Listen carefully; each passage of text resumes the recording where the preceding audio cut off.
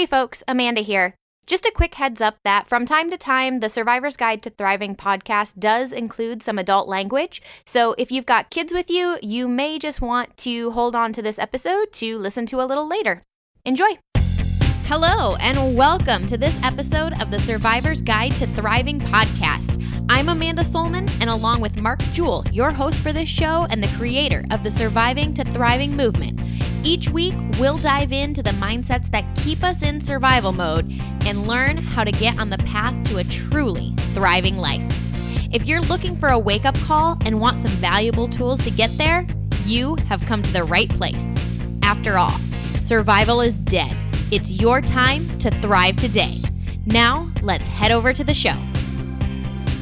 Welcome, everybody, to another episode of the Survivor's Guide to Thriving podcast. This is your host and founder of the Surviving to Thriving movement, Mark Jewell, on here with Amanda Solman, my co-host. Amanda, welcome. How are you doing today? Hello, I am doing good. Thank you. Fantastic. Well, Amanda, I'm really jacked to dig into the topic here today because I know this is a big one for everybody, absolutely everybody. Nobody can hide from the topic that we're going to dig into here today. So the topic of the episode is driving effort.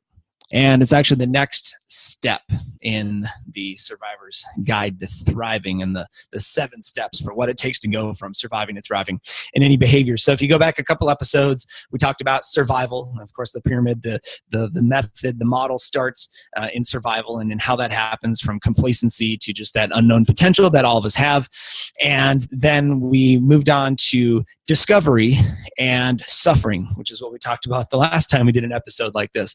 And so today we're going to talk about what is required, what is the antidote to help end your suffering. What is the antidote? Here's the cool thing about suffering is that there's always a cure. There's always an antidote to help you feel better, to help you quelch that thirst to stop the pain or to face the fear or to embrace the opportunity. So that's the direction we're going today. So Amanda, give us one example someplace in your life lately where you have avoided putting in effort that was needed in order to get something that you want. Oh, man. So effort I have been avoiding. Oh, I've got one. So I am going to be participating in our state's Farm Bureau discussion meet. For those of you who aren't familiar, it's kind of like a debate, but it's a common, rational discussion.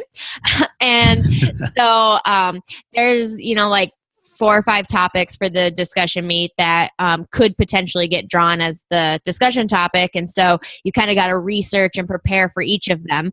And I want to do good at the state meet. I've never done it before. So I don't have a lot of experience, but I know that I need to put in some work ahead of then to actually do well. 'Cause there's some pretty cool prizes if you get in towards the top. Like a truck. Yeah, if you win the national contest, you win a truck. It's pretty awesome. So I want to do good, but I have been avoiding because it's time and it's hard and it's research. It's basically the same mentality of writing a paper in college is put it off until you can't put it off anymore. So that is, that's the one thing that's been avoiding that I know I need to stop avoiding. So you're avoiding the studying for the upcoming debate. Yes, basically. Got it. So here's the thing, guys. We all have some level of effort somewhere in our life right freaking now that you are avoiding because you have not made up your mind to move forward. You are essentially committed to living at that level of suffering, whether it's pain, something that really hurts, or whether it's the fear of something that could happen, or in Amanda's case, the opportunity to learn some new things so that you can be prepared for the debate, right? And the funny thing, Amanda, is so eventually, as you draw closer to the debate, that opportunity will become fear, because now you're going to get up on stage potentially not knowing, right? Right. And don't, minutes before that debate, it's going to turn into flipping anxiety for you. Right? So then it will become pain, but now it's too late.